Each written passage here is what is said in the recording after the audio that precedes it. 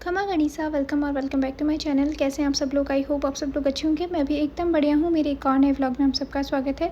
ये सुबह की चाय है, ग्लास में दादी सा पीते हैं और बाकी मेरी और मम्मी की है। जीजा ने बोला था कि वो लेट पियेंगे, तो यहाँ पर मैं बैठी थी और मम्मी बैठी थी। 6:45 देखिए घड़ी में भी 6:45 ही बज रहे हैं, मतलब 6:30 6:45 बजे की थी। और मतलब अकेले जीजा जा रहे थे। जो उनका बेटा है, मतलब मेरा भांजा है, वो नहीं जा रहा था। उसको मैंने ऐसे बोला था कि मैं 2 दिन रुक रही हूँ अभी, क्योंकि मुझे ऐसा था कि मैं एमआरआई करवाऊँगी, उसकी रिपोर्ट नॉर्मल आएगी, फिर चेक करवा के, और अगर नहीं भी आएगी तो दवाई जो देंगे लेकर और फिर चली जाऊँगी।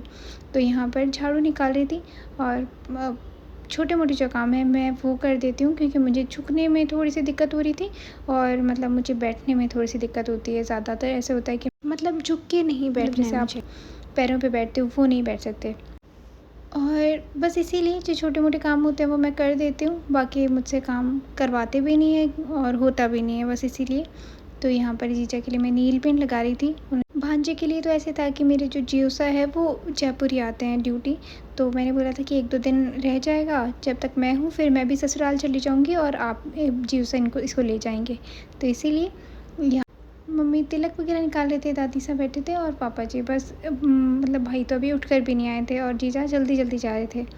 तो यहाँ और मेरी आज रिपोर्ट्स आनी थी, लेकिन आज मतलब जब मैं लास्ट रिपोर्ट करवा के आई थी उसके नेक्स्ट डे संडे हो गया था, तो मेरी वैसे रिपोर्ट्स नहीं आई भी नहीं थी। और अगर डॉक्टर जैसे थे तो वो चले गए थे। पहले दिन ऐसे था कि मेरी रिपोर्ट्स एमआरआई की जो थी वो, मेरी पहली बात तो जो चेकअप हुआ वो भी 3-4 घंटे में हुआ, और उसके बाद में मेरे पैर में ज़्यादा दर्द होने लग गया था, क्योंकि मैं पिछले 2-3 महीने से सीधी नहीं सो रही थी। और एमआरआई में एकदम स्ट्रेट सुलाते हैं, तो वो मुझे सुलाया तो उसकी वजह से मुझे पैर में ज़्यादा दर्द हो रहा था। तो जब तक जाँचें जो रिपोर्ट्स वगैरह आई वो शाम के 5 बज गए थे, डॉक्टर चले गए थे। फिर नेक्स्ट डे संडे हो गया था, तो नहीं था, आज हमको जाना था। तो हमने सोचा जीजा चले जाएंगे उसके बाद में जाएंगे। तो यहाँ पर ये किसी का वेट कर रहा था, इसके दोस्त आने वाले थे, फिर बोला था कि उसके साथ चलेंगे। तो यहाँ हम लोग वेट कर रहे थे और फिर हम गेम भी खेल रहे थे, क्योंकि या तो फिर आप बच्चे को फ़ोन देकर बिठा दो या तो इसको खिला लो। फिर ये तदबई हैं, तदबई भी बोल दो, और मतलब डबल डबल रिलेशन है।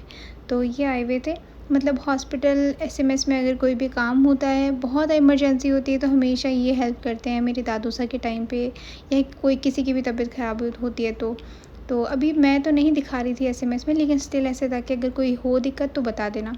फिर शाम स्लीपर्स ला कर देना, क्योंकि जैसे मैं आई हूँ, मुझसे पहले 15 दिन जीजा आ गए थे ऑलरेडी। तो मेरा तो ऐसे आने का भी नहीं था, क्योंकि उनका जाने का हो गया था, उनको ड्यूटी की तरफ से वहाँ 1-1.5 महीने जाना था। तो मेरे को ऐसे था कि चलो ठीक है मैं हो आती हूँ। बाकी जीजा तो आए हुए थे छुट्टियों में, और फिर जीजा चले जा रहे थे, तो उनका जाना भी नहीं हुआ। और तो इसीलिए मम्मी ने बोला था कि इसको ड्रेस और ये स्लीपर्स मेरी तरफ से दिला ला।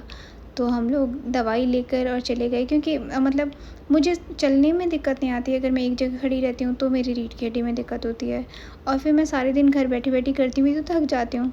फिर हम लोग दिन में रिपोर्ट्स वगैरह लेकर आ गए थे, तो थोड़ी सी दिक्कत थी उसमें रिपोर्ट्स वगैरह में, तो वो सारी चीज़ें मैं आपको बता दूँगी। पर एक बार मैं आपको यहाँ बताती हूँ कि मतलब ये जो वीडियो है इसमें 5 से 6 दिन का है, रोज़ सिर्फ हॉस्पिटल जाना आना। इसमें कुछ भी नया नहीं है, कुछ भी ज़्यादा क्लिप्स नहीं है, जो है छोटी-मोटी वो आप देखते जाइएगा। बाकी जो मुझे इतने सारे कमेंट्स आए, अच्छे भी आए, बहुत ज़्यादा बुरे भी आए, तो जो भी आए मैं उसका आंसर यहाँ पे करूँगी। तो क्लिप्स तो आप देख ही रहे हैं जो है, ठीक है। मैं आपको बताऊँ, मतलब मेरे ये जो दर्द था वो ऑलमोस्ट 1-1.5 साल हो गया। मिडिल क्लास फैमिली में ऐसे होता है कि अगर थोड़ा बहुत दर्द होता है तो ऐसे होता है कि बाकी जैसे मेरे जैसों को ऐसे बोल देते तुम तो पतली हो, तुम्हें दर्द हो गया होगा, या ऐसा वैसा जो भी आपको रीज़न्स बताते हो, लेकिन आप लोग चेकअप नहीं करवाते हो। मैंने भी नहीं करवाया, ठीक है, मैंने भी ऐसे सोचा ऐसे ही दर्द है नॉर्मली। फिर 1-2 बार चेकअप करवाया तो उन्होंने बोला फ़िज़ियोथेरेपी करवाओ, आजकल औरतों के कमर में दर्द होता रहता है, नसें दब जाती है, तो उसकी वजह से बस पेन किलर लिख देते थे और मुझे बोलते थे अब जाओ। और बहुत बार आपने देखा भी होगा कि मैं हमेशा ऐसे बोलती रहती थी कि मेरी कमर में और पैर में दर्द रहता है। तो और मैं डॉक्टर के भी दिखा के आती थी, मैं आपको वो भी बताती थी, ठीक है। फिज़ियोथेरेपी कराई, वो भी बताई। सब लोगों मुझे क्या बोलते थे, मतलब जितने सारे लोग हैं, तुम पतली हो इसीलिए, तुम ज़्यादा देर तक पढ़ती हो बैठ के इसलिए तुम्हें दर्द रहता है, खाती नहीं हो तुम्हें इसलिए ये सारी दिक्कतें हैं, ये सारी चीज़ें। तो ये मतलब मुझे बहुत सारे लोगों ने बोला, पर मैंने उस टाइम किसी को कुछ नहीं बोला, क्योंकि आप किसी को कितना जस्टिफ़ाई करोगे। जब आपको खुद को नहीं पता है, आप जब सामने वाला सिर्फ बिना सोचे समझे बोले जा रहा है तो उसका तो जो भी हुआ, जितना भी मेरा मतलब अगर मैं पतली हूँ तो भी इसमें भी बहुत सारे इश्यूज़। लोग ऐसे बोलते तुम ऐसी हो, तुम खाती नहीं हो, तुम ये वो जो भी उन्होंने बोला, जो सब लोगों ने बोला और जो इन्होंने बोला वो ज़रूर सुन रहे होंगे, ठीक है। और जो मुझे यहाँ पे रेगुलर देखते हैं उन्होंने वो लोग भी यही बोलते होंगे ना, ये खाती नहीं है इसीलिए ऐसी है, या फिर ये बैठ के सारे दिन ऐसे करती रहती है वैसे रहती है, जो भी आप लोगों ने बोला। जो रियलिटी है वो मैं आपको बता देती हूँ। और जो मेरे जो फ़िज़िकल दिक्कत थी उसी की वजह से मेरा अभी इन 2-3 महीनों में 6 से 7 किलो वज़न कम हुआ, मेरे बाल झड़ने लग गए, ठीक है। मुझसे मेरी रीढ़ की हड्डी में दर्द होने लग गया, मेरे एक पैर में दर्द होने लग गया। तो ये सारी दिक्कतें थी, ये सारी मेरी ना तो पढ़ाई की वजह से हुई थी, ना ही मेरे बैठने की वजह से हुई थी और ना ही किसी खाने-पीने की वजह से हुई थी, ठीक है। और इसी से मेरी हीमोग्लोबिन कम हो गया, मेरा 13 से 9 पे हीमोग्लोबिन आ गया, मतलब मेरे अंदर खून की कमी आ गई, ठीक है।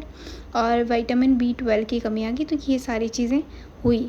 और क्यों हुई? वो MRI टेस्ट में ऐसे आया था कि जो मेरी रीढ़ की हड्डी है, जो बैकबोन है पीछे, वहाँ पर मेरी इन्फेक्शन जो हुआ, बैक्टीरियल इन्फेक्शन हुआ था, उसकी वजह से मेरे बहुत सारे जो एक फ्लूइड कलेक्ट हो गया था, ठीक है, वाइट कलर का, जैसे थिक पेस्ट होता है वैसा। और उसकी वजह से वो अब क्योंकि 1-1.5 साल मैंने खींचा, मतलब जो भी खींचा, मतलब चाहे गवर्नमेंट हॉस्पिटल में दिखाया तो उन लोगों ने ऐसे बोल दिया कि फ़िज़ियोथेरेपी कर लो, पेन किलर देते रहे, तो उसकी वजह से वो खींचता चला गया, ठीक है। चाहे नाड़ी वैद्य वाले को दिखाया, जिसको भी दिखाया। और बहुत सारी लेडीज़ ऐसे ही करती हैं कि आप जो होता है दर्द खींचते जाते हो, लास्ट में जब तक पता चलता है तब तक बहुत सारी दिक्कतें हो जाती है। मुझे पता चला मेरी दिक्कत हुई, लेकिन अभी भी इतना कोई लास्ट मोमेंट नहीं हुआ कि मेरी कैंसर जैसी बीमारी सही नहीं होती, ऐसा भी नहीं आजकल तो वो भी उसका भी क्योर है।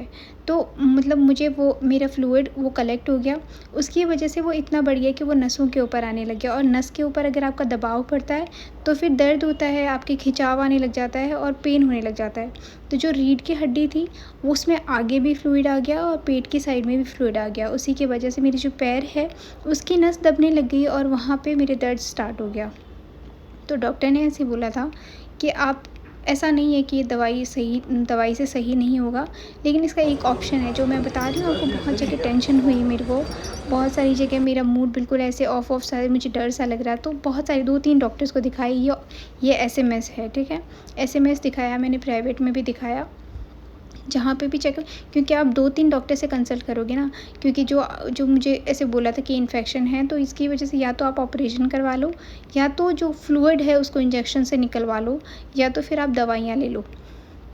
जो दवाइयाँ हैं वो ऑलमोस्ट मेरे 1 से 1.5 साल चलेगी, जो कि चलेगी ही। अगर मैं कुछ भी करवाती हूँ तो मेरी भी फिर भी 1-1.5 साल दवाइयाँ चलेगी। लेकिन उसके अलावा आप फ्लूइड निकलवा लेते हो तो आपके दर्द जल्दी सही हो जाएगा, ठीक है। उसी की वजह से मेरा वेट गिरा था, डॉक्टर ने बोला कि वो भी सही हो जाएगा। उसी की वजह से आपके जितने भी इश्यूज़ हैं, दर्द है, वो सारे सही हो जाएंगे। और बहुत सारी दवाइयाँ बोली, बहुत सारा रेस्ट करने को बोला कि आप नीचे नहीं झुको या फिर बैठो नहीं, नीचे नहीं बैठो, ज़्यादातर रेस्ट करो और प्रोटीन वाली चीज़ें ज़्यादा खाओ, क्योंकि अब प्रोटीन जो दवाइयाँ हैं वो बहुत ज़्यादा हाई डोज़ की है और उसके बहुत ज़्यादा साइड इफ़ेक्ट हो सकते हैं। मतलब आई साइट वीक हो सकती है, पैरों में सुनपन आ सकती है और पीलिया हो सकता है। तो ये सब इन दवाइयों के साइड इफ़ेक्ट हो जाते हैं अगर आप इनके साथ अच्छा हाई प्रोटीन का खाना नहीं लेते हैं। और दूध लेने को बोला है क्योंकि कैल्शियम कम है। और बस हाई प्रोटीन की चीज़ें बोली है, दालें बोली है और रेस्ट करने को बोला है, ठीक है। ये सारी चीज़ें थी, ये सारी दिक्कत थी और यही मेरे साथ हुआ। अभी मेरी मेडिकल कंडीशन अच्छी है, नो डाउट, मतलब अभी मैं दवाइयाँ ले रही हूँ। ऐसा नहीं है कि मुझे ससुराल वाले बोलें कि तुमको आना ही है या तुम्हें आना चाहिए, तुम वहाँ रेस्ट नहीं करो, यहाँ कर लो, ये वो मुझे किसी ने कुछ नहीं बोला। उन्होंने ये बोला कि आप दवाई लो, ठीक है, जितने दिन आपको रेस्ट करना है रेस्ट करो, वहाँ रहना है वहाँ रहो, यहाँ आना है आपकी मर्ज़ी है, बाकी रेस्ट कर लो, दवाइयाँ लो, अच्छा प्रॉपर चेकअप करो आओ। जो भी सब अपनी तरह से, किसी को सब ऐसे चाहते हैं कि उनका फैमिली मेम्बर्स सही रहे, हेल्दी रहे। तो अभी मैं दवाइयाँ ही ले रही हूँ और ठीक है, 1-2 जगह और चेकअप वगैरह करवाया था, एसएमएस के और बड़े-बड़े डॉक्टर्स से सजेशन लिया था, तो सबने बोला था ऑपरेशन करवाना ऑप्शन नहीं है। जो मेरा फ्लूइड था वो ज़रूर जो सिरिंज वगैरह होती है उनसे निकलवा दिया था। मतलब वो पूरा नहीं निकलता। उन्होंने बोला कि बहुत ज़्यादा कलेक्ट हो गया है, तो जो पीछे की रीढ़ की हड्डी की साइड में है वो तो निकल जाएगा सिरिंज से, लेकिन आगे की साइड से जो पेट की साइड है वो नहीं निकलेगा, वो दवाइयों से सूख जाएगा। तो ऐसे करके ये सारा ट्रीटमेंट बताया है। बहुत हेवी डोज़ की दवाइयाँ बताई है, जिसके बहुत सारे साइड इफ़ेक्ट्स और चीज़ें बताई है कि नींद आती रहेगी आपको, और थोड़ा-सा आपको ऐसे है कि ज़्यादा देर बैठना नहीं है, ये सारी चीज़ें बताई है। तो जिन्होंने भी मुझे ये सब बोला, तुम बैठी रहती हो, तुम्हारा वज़न ऐसा है, तुम पढ़ती हो तो तुम्हारी वजह से ऐसे हो रखा है, तुम खाती नहीं हो, पीती नहीं हो, ये वो, जो मेरे बैक्टीरियल इन्फेक्शन हुए ना, तो वो मेरी पढ़ाई की वजह से नहीं हुए, ना मेरे खाने पीने की वजह से हुए हैं, किसी भी चीज़ से नहीं हुए हैं। ठीक है, अगर मैं किसी को कोई आंसर नहीं कर रही हूँ या फिर जिसका मुंह जो भी बोले जा रहा है, तो इसका मतलब ये बिल्कुल नहीं है कि आप जो सा 10 सेकंड की वीडियो से सोच लेते हैं वैसा ही होता है। वैसा नहीं होता है। सबकी लाइफ में बहुत सारी अलग-अलग चीज़ें चलती रहती है। सबकी फ़िज़िकल कंडीशन अलग होती है, सबकी मेंटल स्टेट अलग होती है। मतलब मैं पिछले 6-7 दिनों से बहुत परेशान, मतलब इन्हीं डॉक्टर्स के चक्कर काटना, कभी ऑपरेशन का बोलते हैं, कभी नहीं बोलते हैं। तो मैं ऑलरेडी इन सब चीज़ों से बहुत परेशान थी, और फिर भी मतलब कुछ भी बोले जा रहे हैं, तुम्हारी तो ऐसी ही शक्ल है, तुम्हारी तो बीमारी का ही पता चलता है, तुम्हारी शक्ल से ही पता चलता है। कहाँ से? कौन सी शक्ल से पता चलता है कि मेरे पीछे की रीढ़ की हड्डी में फ्लूइड था और उसी की वजह से मेरा वज़न गिरता जा रहा था, या फिर इसमें पढ़ाई कहाँ तो काम आई, कहाँ मेरी अटकी। हाँ, ये ज़रूर है कि जब आप बीमार होते हैं तो आपकी पढ़ाई, सरकारी नौकरी कहीं काम नहीं। तो ऐसा नहीं सोचा करें, सबकी लाइफ अलग होती है और सबसे पहली प्रायोरिटी आपकी हेल्थ होती है। हर कोई यही करता है। और ऑब्वियसली मैं भी यही करती थी। मेरे हस्बैंड मुझे हर चीज़ वो चीज़ ला कर देते हैं जो मेरी हेल्थ के लिए सही होता है, या फिर मैं वही सब चीज़ें खाती हूँ। लेकिन ज़रूरी तो नहीं है ना कि मेरी फ़िज़िकल कंडीशन, पीछे रीढ़ की हड्डी में क्या हो रहा है या बैक्टीरिया कहाँ से आ रहे हैं, ये कोई सपना थोड़ी आता है। कोई नहीं सोचता किसी की हेल्थ इतनी ख़राब हो जाए कि उसको बिल्कुल उठाई ना जाए। तो ऐसा मत किया करो, क्योंकि भगवान ना करे किसी के साथ भी ऐसा हो, तो बहुत बहुत पेन होता है। खुश रहिए, ब्लॉग कैसा लगा कमेंट करके ज़रूर बताइएगा। फिर से मिलेंगे, ध्यान रखिए, खुश रहिए, बाय बाय, टेक केयर।